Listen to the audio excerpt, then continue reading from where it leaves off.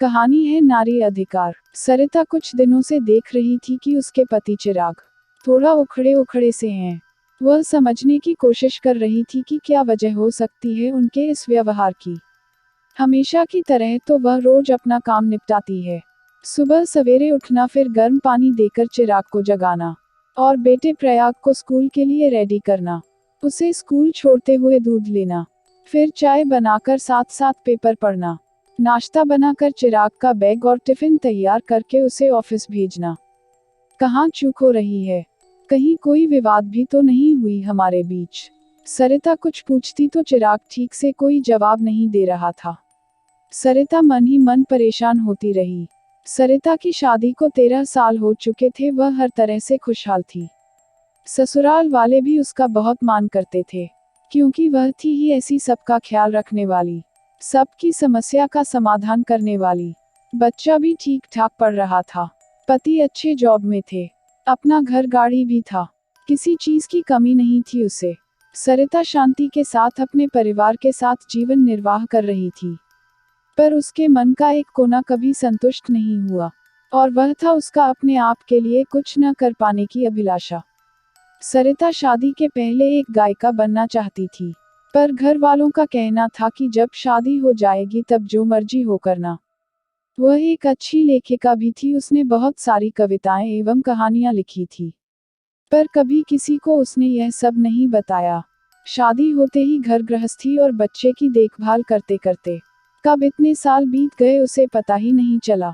कुछ दिनों पहले वह एक पत्रिका पढ़ रही थी, तो उसमें एक प्रतियोगिता के लिए कहानियां और कविताएं लेखक लेखिकाओं द्वारा आमंत्रित किया गया था। अचानक ही सरिता का लेखिका अंतर्मन जाग उठा, और उसने यूं ही एक कहानी लिख डाली और उस पत्रिका को मेल कर दिया। इस बारे में वह भूल ही गई थी। तभी उसकी नज़र अपने मेल बॉक्स पर आए मैसेज पर पड़ी। आपकी कहानी प्रतियोगिता के लिए चयनित कर लिया गया है। जैसे सरिता को अपनी आंखों पर विश्वास ही नहीं हुआ। ऐसा कैसे हो गया? इतने दिनों बाद मैंने लिखा और वह संपादक को पसंद भी आ गया। वह बहुत खुश थी। इतने वर्षों बाद उसके मन का सुप्त कोना तृप्ति का अनुभव कर रहा था। सरिता ने अपने खाली समय में अब लिखना शुरू कर दिया। उसने अपने घर वालों को भी यह बात बताई। सब सरिता के लिए खुश थे।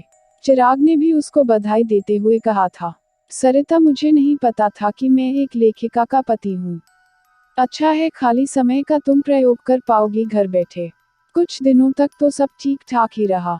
सरिता जी जान से लिखने में लग गई। उसके बहुत सारे लेख, कहानियां, कविताएं आदि अक्सर पत्रिकाओं में छपने लगी। उसे अब अपना जीवन सार्थक लग रहा था। सरिता कभी कभी जल्दी काम खत्म करके लिखने बैठ जाती। कभी उसे ज्यादा लिखना होता तो चिराग को सोता छोड़कर कई बार रात में लिविंग रूम में लिखने चली जाती। धीरे धीरे चिराग को लगने लगा कि सरिता को बस अपनी लिखने की पड़ी है। वह घर, बेटे प्रयाग और खुद उस पर ठीक से ध्यान नहीं दे पा रही है। जबकि सरिता रोज की तरह ही अपना घर का काम खत्म करती फिर लिखने बैठती। उसके लिखने से कहीं कोई काम प्रतिपादित नहीं हो रहा था। यह सिर्फ चिराग के मन का वहम था। सरिता को अपने लिए कुछ करता देख चिराग उसे पचा नहीं पा रहा था, क्योंकि उसे सरिता के ऐसी छवि की आदत नहीं थी। सरिता का नाम और आमदनी दिनों दिन बढ़ रही थी, वह भी चिराग को नागवार गुजर रही थी। पर सरिता इन सब से अनभिज्ञ अपने लेखन में व्यस्त थी। वह अभी भी अपने घर, बच्चे और पति की जिम्मेदारियां बखूबी निभा रही थी। चिराग आजकल उसे उलाहने भी देने से बाज नहीं आ रहा था। क्या बात है चिराग, तुम आजकल मुझसे सीधे मुंह बात क्यों नहीं करते? सरिता ने पूछा। चिराग मुंह फेरकर बोला, तुम्हें क्या है, मैं कैसे बोलता हूँ? तुम तो बस अपनी लेखनी में ही लगी रहो, उसकी वजह से मैं और बच्चा कितना भी उपेक्षित क्यों ना हो। तुम देख नहीं रही प्रयाग कितना जिद्दी होता जा रहा है, ठीक से पढ़ाई भी नहीं करता, पर तुम तो अपनी पढ़ाई में ही लगी रहो। मैं भी आजकल समय से तैयार नहीं हो पाता हूँ, ऑफिस में देर से पहुँचता हूँ। पता नहीं ये कैसा शौक लगा है तुमको, दिन रात लगी रहती हो। किस चीज की कमी है तुम्हें? क्या करना चाहती हो? घर परिवार से बढ़कर अब यह लिखना हो गया है तुम्हारे लिए। कभी कभी शौकिया तौर पर लिखना ठीक है, पर इसे ही अपनी जिंदगी तुमने बना लिया है। हम सब का कोई महत्व नहीं रहा तुम्हारी जिंदगी में। बहुत हो गया, बंद करो यह सब और घर पर ध्यान दो। सरिता की आंखें डबडबा गई। उसने अपने आंसुओं को छुपाते हुए चिराग से कहा, क्या तुम्हें ऐसा लगता है कि मैं तुम सबकी उपेक्षा कर रही हूँ? इतने दिनों के रिश्ते में तुमने बस इतना ही मुझे जाना है। लेखन का इन सब से क्या ताल्लुक है चिराग? कहकर सरिता अपने बेडरूम में चली गई। वह फफक कर रो पड़ी। उसे लगा, क्या यही इतने दिनों के रिश्ते में मैंने कमाए हैं? अपनी खुशी के लिए क्या इतना भी समय नहीं दे सकती अपने आप पर? इतने दिनों तक मैंने एक पैर पर खड़े होकर इन सब की देखभाल की है और यह है मेरे देखभाल का मोल। मैं बस इस चार दीवारी की महारानी बनकर रहूं। अपने अंदर के गुणों को बाहर ना आने दूं। घर परिवार की चक्की में अपने को पीसकर इनकी खिदमत में लगी रहूं। तो मैं माँ और पत्नी की अच्छी मूरत हूँ, वरना नहीं। मेरे काम की कोई इज्जत नहीं, बस घर गृहस्थी तक ही एक नारी का वजूद है। इसके आगे की सीमा लांघना घर वालों की उपेक्षा करना है। क्यों है ऐसा? नारी हर जिम्मेदारी में खरी उतरने का प्रयास करती है, पर उसके अपने लिए कुछ करने का प्रयास उसके स्वार्थ से जोड़ दिया जाता है। क्या आदमी और औरत की सीमा रेखा अलग अलग बंधी हुई है? ऐसा क्यों है कि एक गृहिणी के किसी काम को काम समझा ही नहीं जाता है? उसके हिस्से में सिर्फ घर के लोगों की सेवा करना ही काम है।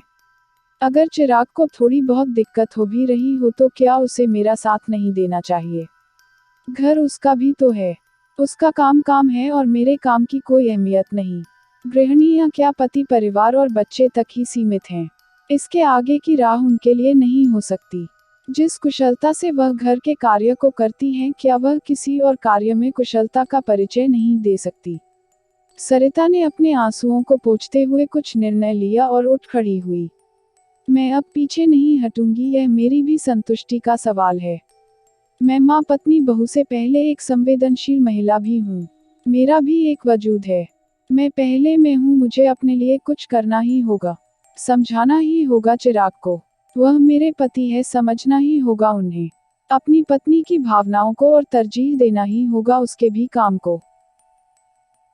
अगर आपको कहानी पसंद आए तो लाइक और शेयर कीजिए और चैनल को सब्सक्राइब करना मत भूलिए।